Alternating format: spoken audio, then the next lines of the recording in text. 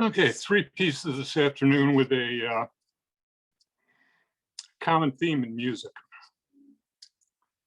When the last sun has fallen, there will be a need for bards to sing dirges and old lullabies, to remember lives cut short. I will set down my useless rifle, take my guitar in wearied hands, and play a saint's procession to lead them to our hearts.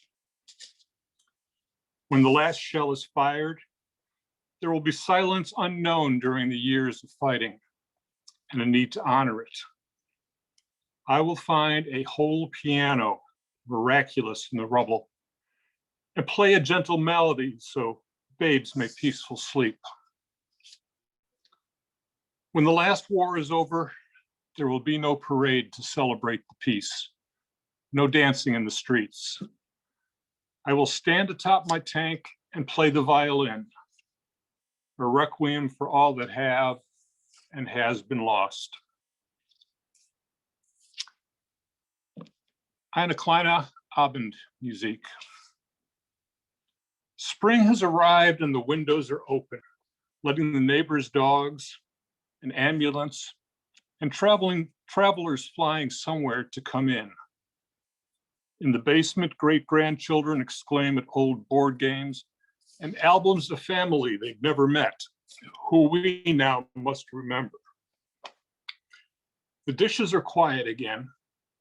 She puts polka music on, convinces her daughter to dance between the island and the sink. Their husbands look up, say, "Hey, it's your deal." Return to their team's latest loss. Shuffling feet, shuffling cards, interweaving conversations filled with easy silences. The fans cheer a homer, the clock ticks, and the band plays on. I guess he got tired of me. Cool stillness evaporates.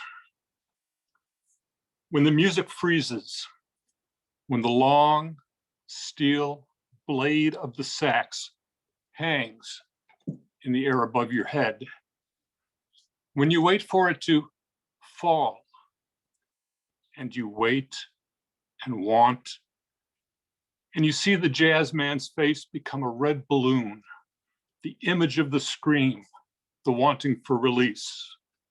It is then the cool stillness turns to steam. Thank you all very much.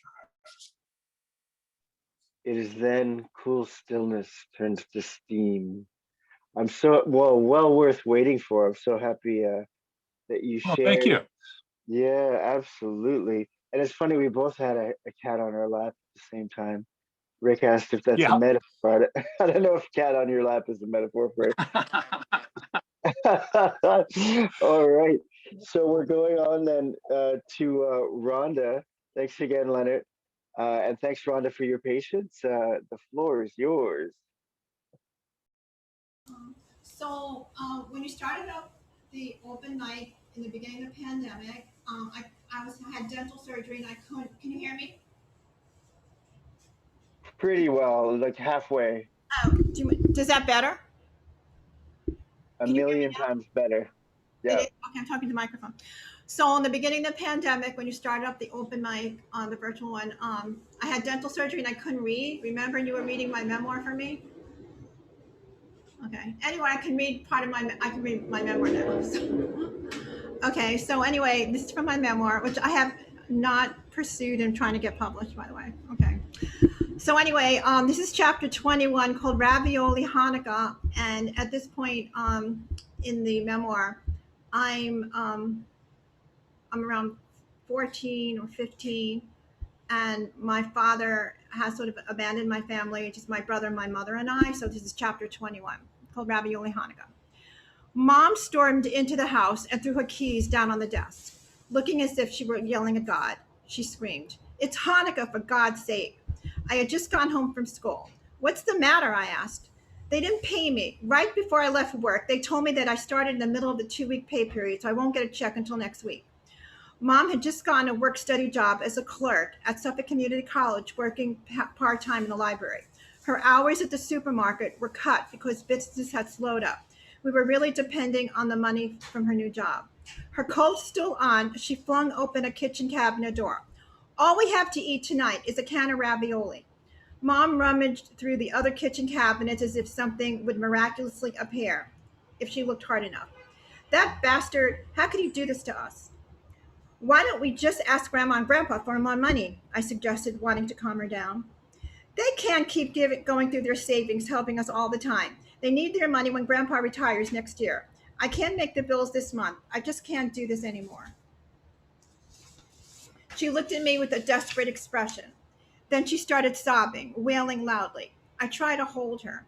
I was afraid that if she fell apart or went crazy, then she wouldn't be able to take care of my brother and me anymore. Hugging me back, she felt sweaty and warm, even though it was chilly in the house. She went to the bathroom and came back with a tissue. She blew her nose hard and stopped crying. I'm just going to have to go to the welfare office. Maybe they'll give me an emergency check. Someone told me they do that sometimes. The thought of the kids from the neighborhood or my friends back in Smithtown knowing we're on welfare was horrifying.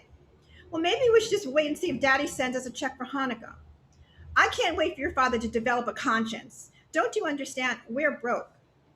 Just don't scream at me, okay? I shot back sharply. I'm sorry, I didn't mean it, she sniffled. I'm just upset that your father traipses around with that whore, not giving a shit that his kids don't have food to eat. The courts do nothing. He gets away with murder, that son of a bitch. Her voice was loud and her words were coming quickly. When Morty asked one of the judges what we're supposed to do when your father doesn't pay child support, the judge said, go on welfare. So that's what we'll have to do, she said, reaching for her car keys. Let's just hope I don't run out of gas. Wait, I went to my room and got the $2 I made babysitting on Saturday night. Use this for gas. This was like 1969. $2 for gas. Thanks, she said, taking it hesitantly. I'll give it back to you later. Ma, if you get emergency money, we need Hanukkah candles. We don't have any. Okay, she said, rebuttoning her coat and putting on a kerchief. It's freezing outside.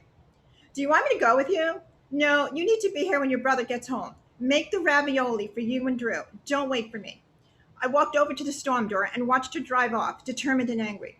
I put on the monkeys and then took our menorah from the colonial Ethan Allen hutch. I started polishing it while listening to Davy Jones sing Daydream Believer. The song reminded me of when my father told me about Rosa in his car in Smithtown. I wondered if Dad was thinking about me while I was thinking about him. How could he have changed so much? I thought about Rosa, the other woman, and I didn't think she was even pretty. My mother was definitely the better looking of the two. I just didn't understand what he saw in her. I took the Monkees album off and put on Bobby Sherman. I thought it was good that my brother, mother, and I weren't into buying Hanukkah presents since our birthdays were in December. We'd always lit the candles and sang Matzor, our favorite Hanukkah song. When the menorah was gold and shiny, I placed it on our kitchen table. Just then, Drew walked in the door. I told him about Mom getting upset and going to the welfare office. He looked at me intensely with his big brown eyes that for some reason today reminded me of my father's. Then he went into one of his ingenious comedy routines. Can you just see Greg's family sitting down to Hanukkah dinner right now, eating their latkes, chicken soup, roast chicken, and applesauce? My brother asked, then in a deep voice, imitating Greg's father, Mr. Cohen. Oh, darling, this is so delicious. Drew, what did you have for your Hanukkah dinner? In his own voice. Chef Boyardee ravioli. It's our favorite, so we skipped the latkes. Imitating Mr. Cohen again. I love Italian food myself. Darling, looking left as if he's speaking to Mrs. Cohen. We must try ravioli for Hanukkah next year. Who needs greasy potato pancakes? I started laughing. Next, he imitated some of our other Jewish neighbors discussing our Chef Boyardee ravioli dinner. I joined in, and pretty soon we were performing like a comedy duo. We were both laughing so hard, I forgot all about my mother crying and our money problems. Later, my brother went to his room to do his homework. I knew he'd be hungry because he hadn't eaten anything since he'd gone home from school. I decided to heat up our Hanukkah dinner of canned ravioli. My mother came home that night with 2 bags of groceries, including Hanukkah candles. She announced that we were officially on age-dependent children, and we get a public assistance check every month along with a Medicaid card. She gave me my $2. I don't need it back, Mom, I said, trying to put it in her hand. No, it's yours, she insisted. My mother ended up making potato latkes, which we ravenously ate with Motz's applesauce. Then we called my grandparents to wish them a happy Hanukkah. My mom and grandma spoke a long time in Yiddish. Thank God I didn't hear my mom cry anymore. We never heard from my father that night, nor that I expected to. Afterwards, we lit the Hanukkah candles and sang Matzor. Okay, that's my first time reading a filled out memoir since I finished it. Thank you so much. It was wonderful to hear it read by you, because when I read it, I kept stumbling. I needed new contact lenses. And so it was lovely to hear you read it, and powerful stuff. It's quite a story, and I'm glad you're telling it. Uh, oh, yes, you're welcome. So next we have Dan Brady. You have the patience of a saint. I'm really happy you're here. Dan, if you're ready to read, that'd be grand. You may be away from your computer. I'm not sure. Well, we can go back to Dan in a minute. And so next we have Atlas, who now I've made the host of the show. And I see him, but he's not seated in a comfortable. Hey, there you are. Okay, so now you can record on your end.